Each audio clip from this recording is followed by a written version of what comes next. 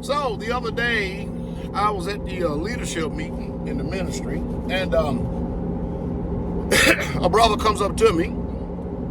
It's not important what his name is or who said it, but the application of what was said is important in how I responded. And he said, Pastor Dowell, he said, I truly love you. He says, but how do you handle all the negativity on the internet about you? How do you handle all the people who constantly criticize you? How do you handle all they just talk about you, Pastor? How do you handle it? I said, well, my brother, it's pretty simple.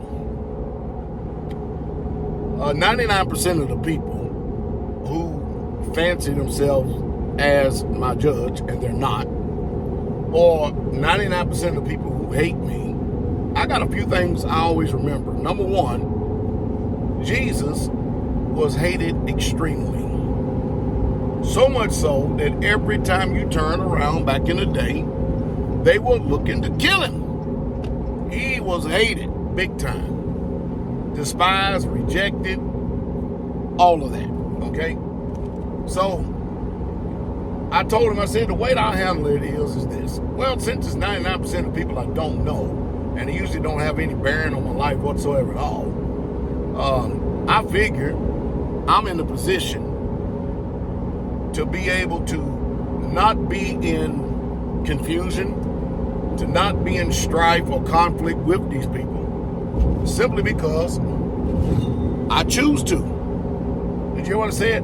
Just because somebody is coming after me, just because somebody's saying words and stuff, that doesn't mean that I have to hate and respond to them back. I am in 100% control of me. And if I went around hating on everybody that speaks evil about me, that don't know me, that swears by my name falsely, that misrepresents me and use false information and deceit and guile to deceive people from listening to me, I said, man, that's not my problem. That's their problem. Well, don't you think it's going to affect some people? Well, it's 100% in their court to choose to believe or not believe what they say. See, you can't control what people do, but you do have 100% control of yourself. And if you make choices and decisions to not let people control you, you know, there's this old saying that goes like this: he who angers you controls you. And I am not about to let strangers, people who I don't know, I've never met, control me any way, shape, fashion, or form. Now, does it sting a little bit when it's people close to you? Yeah, but only in part. You know the reason why?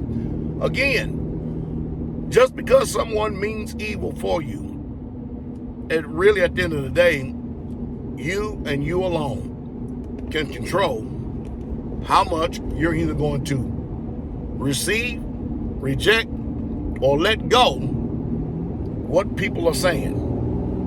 And I choose to not let people who have negativity and negative words towards me and for me not affect me, because I got a mission, I got a job I got to do. I can't be sitting up here being concerned about what everybody says. I mean, after all, the acid test of everything in life is fruit. And by their fruits, you shall know them. And I can tell you right now,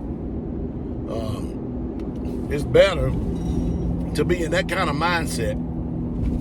It's better to have that kind of control over yourself, self-control, than to allow other people to manipulate you and control you.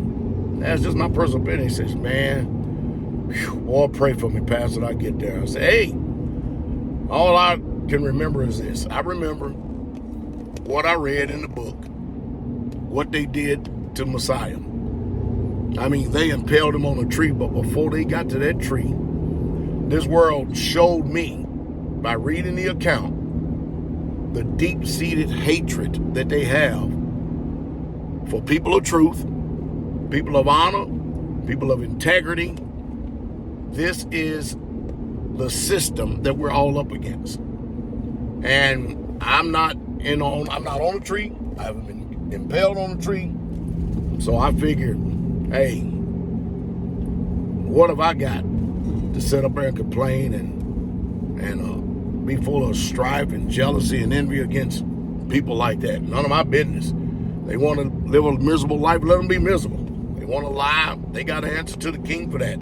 See, the good thing about it is I don't know them. And people that are literally truly close to me, there's only like one or two that may do stuff like that, and then, you know, the Holy Spirit gets on them and really, really makes their life miserable. And some people, they check out. It's amazing how powerful words are. It's extremely amazing how powerful words are and what they can do. Just when you think you're doing something and you think you're strong enough spiritually to be able to handle stuff, whatever you meant for someone else, it actually comes back and starts sucking the life right out of you. It does. This is truly a spiritual life that we're in. It is. I hope y'all can take something right out of Pastor Dowell's playbook, because I actually get my instructions from the book and the book alone. Y'all have a wonderful day. Hope it says something to stimulate thought.